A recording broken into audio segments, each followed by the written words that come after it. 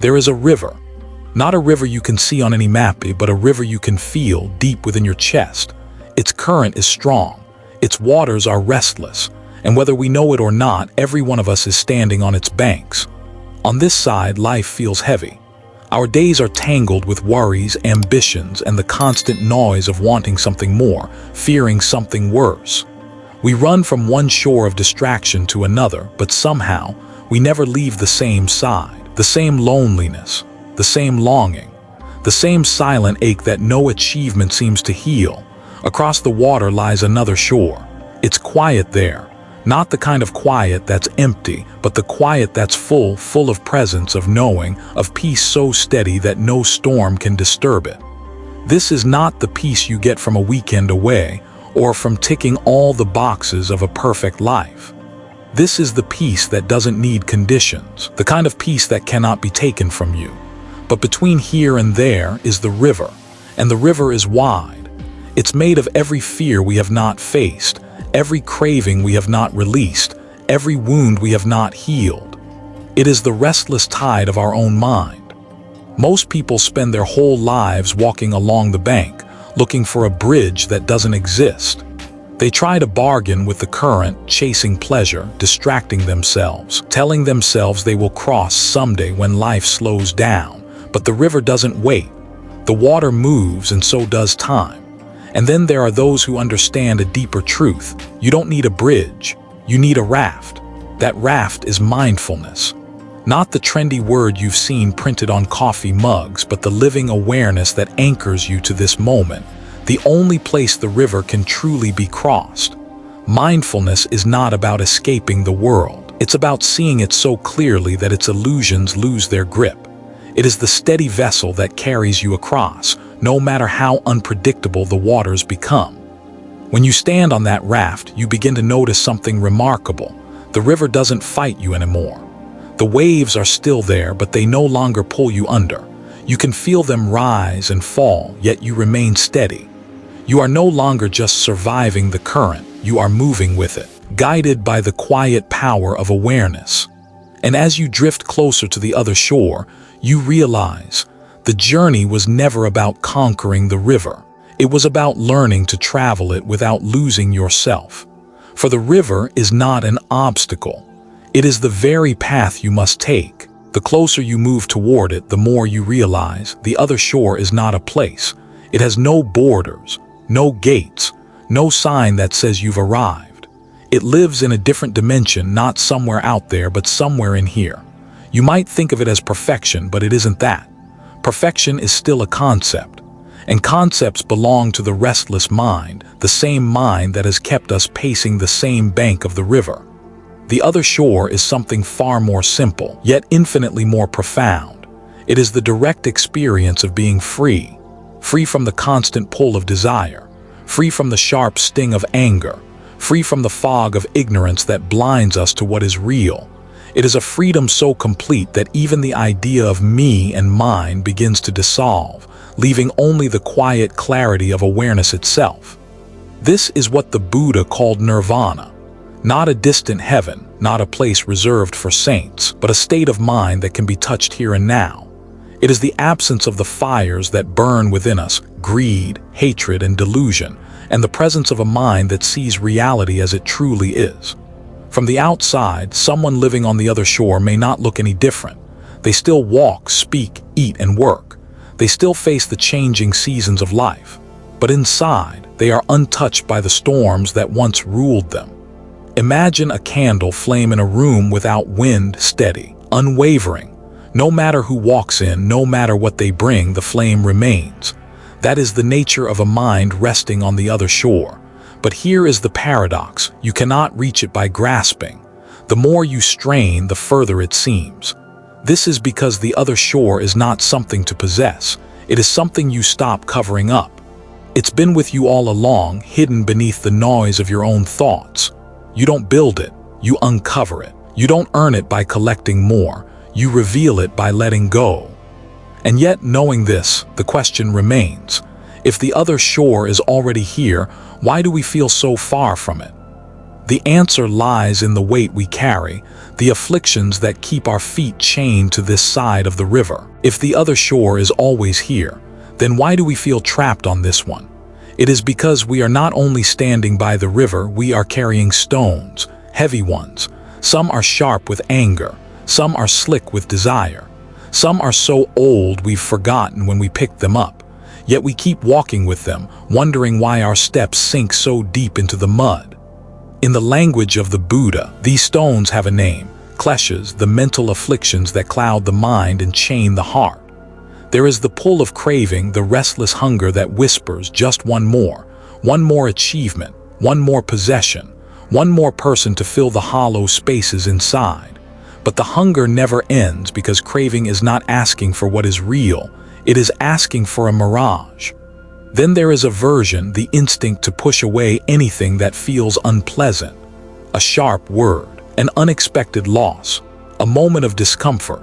We fight against them like a swimmer thrashing against the current, not realizing that the struggle only exhausts us. And beneath them all, ignorance. Not the ignorance of intelligence, but the blindness of forgetting who we truly are. It is the deep misunderstanding that tells us we are separate, incomplete, and in constant need of fixing ourselves through the world outside.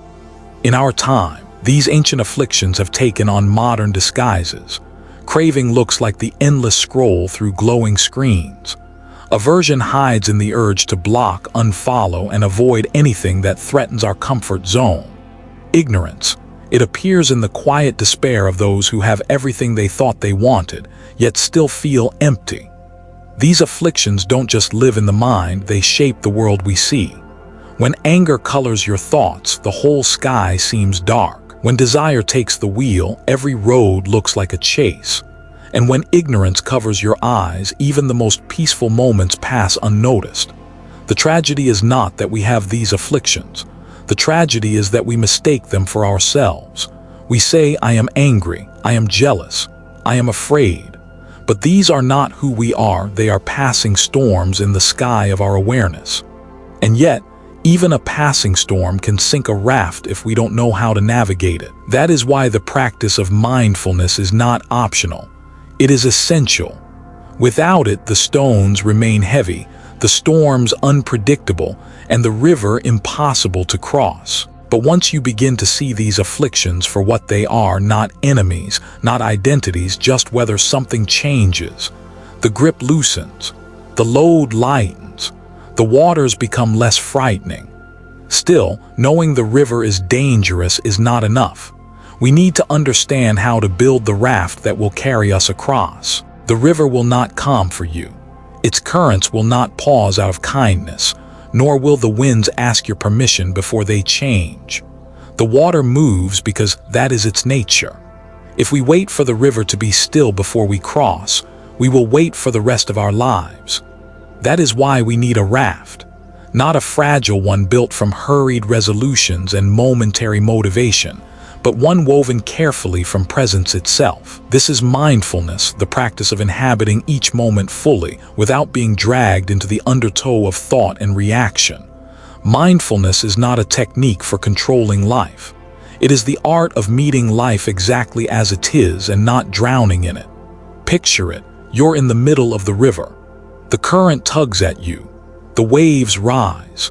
Without a raft, your body flails against the water, exhausting itself with every fight. But with a raft with mindfulness, you have something beneath you that holds steady. The water still moves, but you are no longer swallowed by it.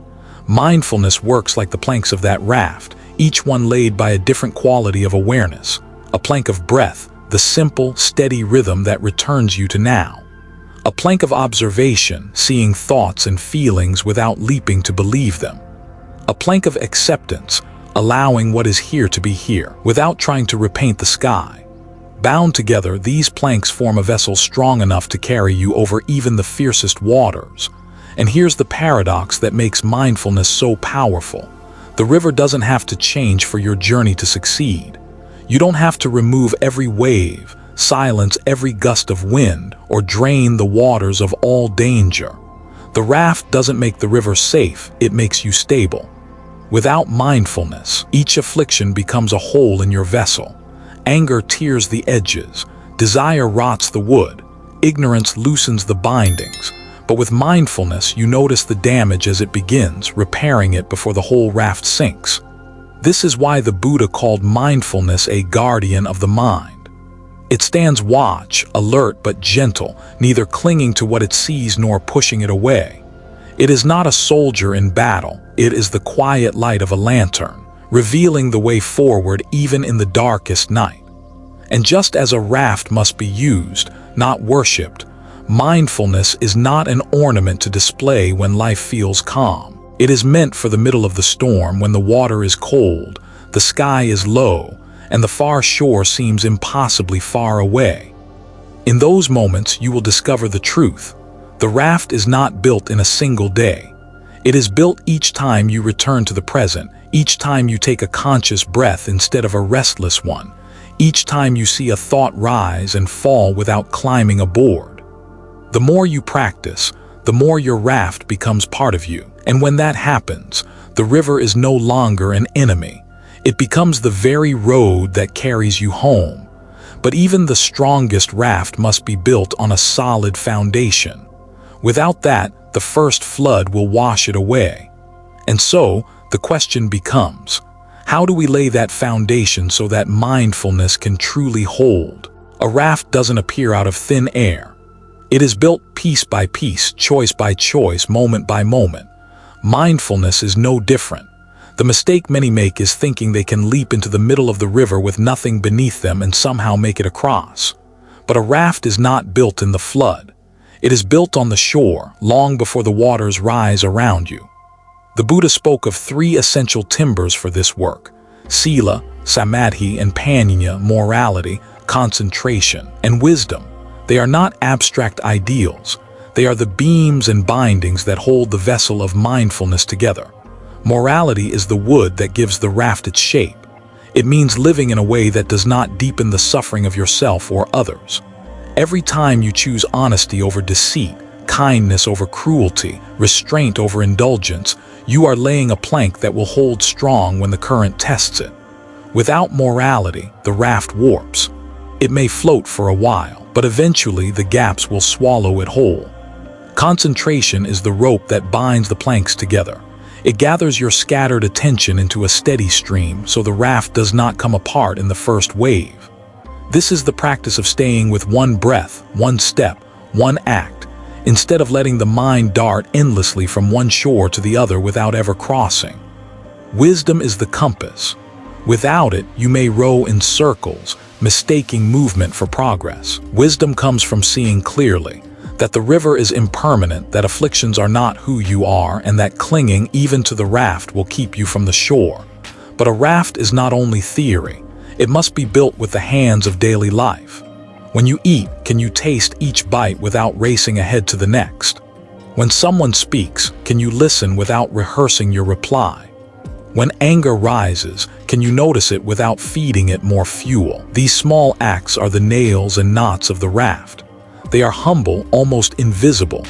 Yet in time, they make the difference between sinking and crossing. And perhaps the most important thing to remember is this: a raft cannot be borrowed. You cannot ride to freedom on someone else's practice. Teachers may guide you, friends may inspire you, but the vessel must be your own, shaped by your own hands, strengthened by your own effort, tested by your own storms. With each breath of awareness, you are building. With each moment of restraint, you are binding the planks tighter. With each insight, you are making the raft lighter, swifter, more able to navigate the waters ahead. And there will be waters ahead. For no matter how solid your raft, the river will test it. The wind will rise. The sky will darken. The current will twist in ways you did not expect. That is when we begin the real crossing. The moment the raft leaves the shore, the river changes. It is no longer just a sight you admire from a distance. It is beneath you now, alive, moving, unpredictable. The first thing you notice is the current, steady but strong, pulling you in directions you didn't plan. You thought you could simply point your raft toward the far shore and glide across, but the water laughs at straight lines. It swirls, it pushes. It whispers, "Are you sure you're ready?" And here is where many turn back. The shore they left behind suddenly seems safer, even if it was full of suffering. At least it was familiar. The river is not familiar. It demands that you trust a path you cannot see. In mindfulness practice, this is the moment when distractions come rushing in. Old habits rise to the surface. Doubts creep in like sudden waves. You might think, maybe this isn't working. Maybe I'm not cut out for this. But the journey across was never meant to be free of obstacles. Obstacles are the journey. Sometimes the water is calm, the mind feels clear, the breath steady, each moment open and easy. These are the days when mindfulness feels effortless, like the raft is gliding. But then the wind shifts. A memory rises like a storm cloud. A craving crashes against you like a wave. And suddenly you're paddling just to stay afloat. Here is the danger. In the panic to escape discomfort, you may try to row faster, thinking speed will bring you safety. But in a river, frantic strokes only unbalance the raft. In the mind, frantic effort only feeds the afflictions. The wiser choice is to pause, breathe, and feel the water beneath you. In those moments, remember the foundation you built. Morality keeps the raft strong. Concentration keeps it steady. Wisdom keeps it pointed toward freedom. The river can twist and churn, but if your vessel is sound, you will remain afloat. And here is something beautiful. Over time, you begin to move with the river instead of against it. You see the current not as an enemy, but as part of the journey itself. You notice patterns in the water, how waves rise and fall, how eddies circle before letting go. You realize the same is true of thoughts and emotions. They too rise, swirl, and dissolve. The far shore may still be distant, but something has shifted. The fear is softer now. The trust is stronger, and you begin to understand that this crossing is not about escaping the river. It is about learning how to live within it without being carried away. But there is one more danger waiting ahead, not in the depth of the water, but in the grip of the hands holding the oar. A danger subtle enough to feel like wisdom, yet heavy enough to hold you back. It is the temptation to cling to the raft itself. The river has a way of teaching you without words. By now, you've learned to trust the raft. It has carried you through calm waters and sudden storms. It has been your refuge, your safety, your steady ground in the middle of something wild. And because of that, you've grown attached to it. This is where the danger hides. In the beginning, the raft is your salvation. But if you forget its true purpose, it can quietly become your prison. You may begin to fear the idea of stepping off it. You may tell yourself, this raft is all I have. Without it, I'll be lost. The Buddha once told a parable about a man who built a raft to cross a dangerous river. Once he reached the far shore, he faced a choice: carry the raft on his back for the rest of his life or leave it behind. And the Buddha asked, which is wiser? The answer is simple and yet not easy. Mindfulness, like the raft, is a means, not an end. It exists to take you beyond craving, beyond aversion, beyond ignorance. But if you cling to mindfulness itself, if it becomes just another identity, another source of pride, another I am, then the raft is no longer carrying you, you are carrying it. This is how attachment disguises itself as virtue. You may start thinking, I am a mindful person. I am better than those who are not aware. That quiet seed of superiority is just another affliction, wrapped in spiritual clothing. Even the most skillful practice must eventually be released. Not because it is useless, but because the true freedom of the other shore cannot be grasped with the hands that still hold on. Think of a bird learning to fly. At first, it clings to the branch for safety, but if it refuses to let go, it will never know the sky. The raft is your branch, strong, steady, necessary, but the sky is waiting. When you reach the far shore, there is no need to drag the raft through the forest. You bow to it with gratitude, for it carried you when you could not carry yourself. And then you let the river reclaim it. This is the essence of non-attachment, to honor what has served you without binding yourself to it. And what waits on the other side? It is not a place where the river disappears, but a life where its waters no longer threaten to pull you under. The first step onto the other shore feels lighter. Not because the ground is softer, but because you are no longer carrying the weight you once thought was part of you.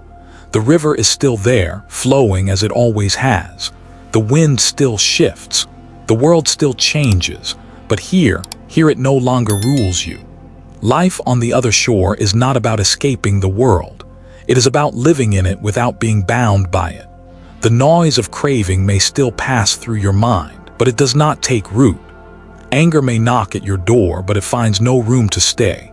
Fear may whisper its old familiar lines, but you see it now as only an echo in an empty hall.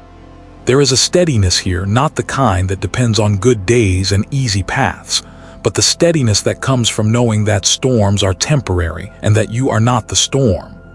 You still laugh, still cry, still feel the tender pull of love and loss, but these waves no longer threaten to pull you under. They rise, they fall, and you remain. And something else begins to happen. Without the constant weight of your own suffering, your eyes open to the suffering of others, not as a burden, but as a call.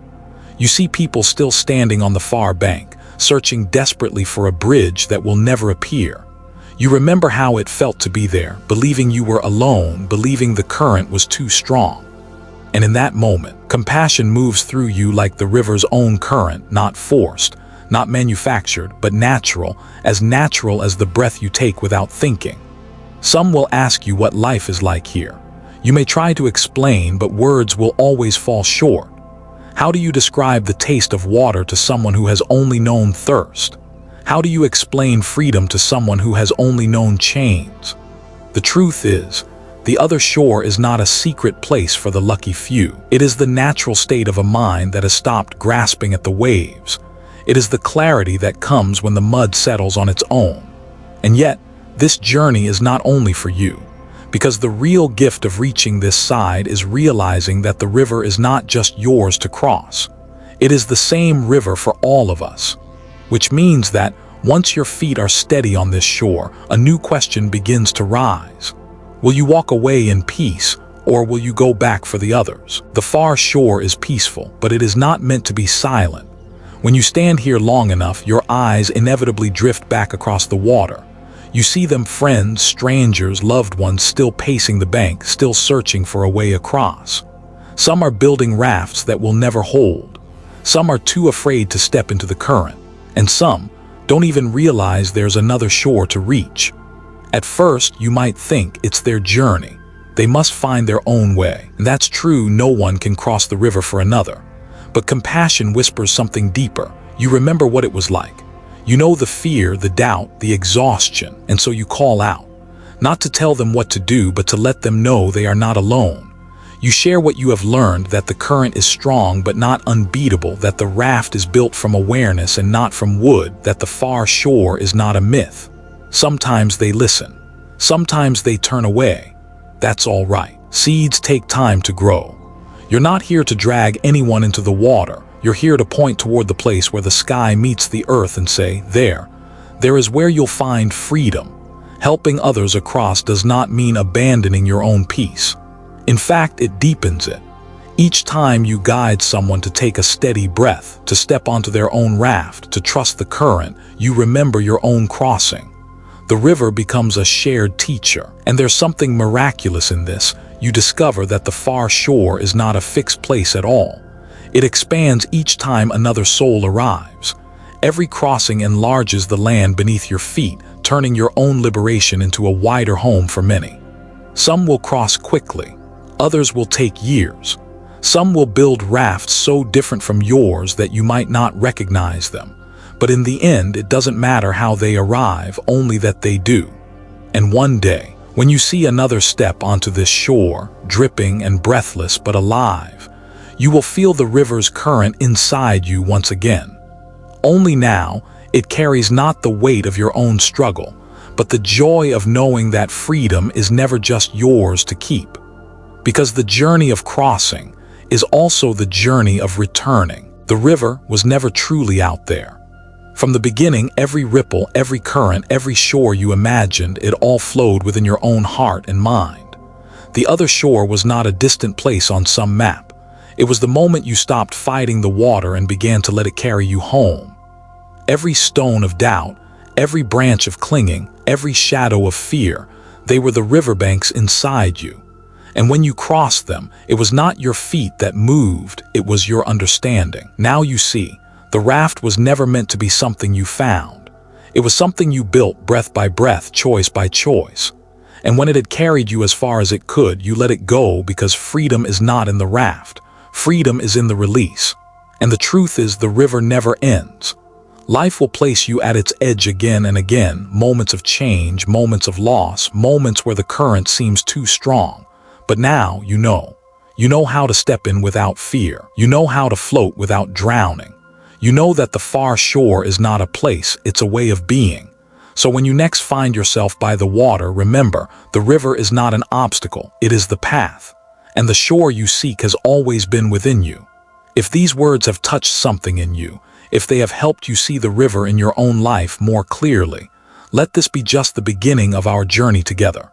Here on Zen Buddhism Wisdom, we explore the teachings, the stories, and the timeless truths that can carry us all to a freer, clearer, more compassionate way of living.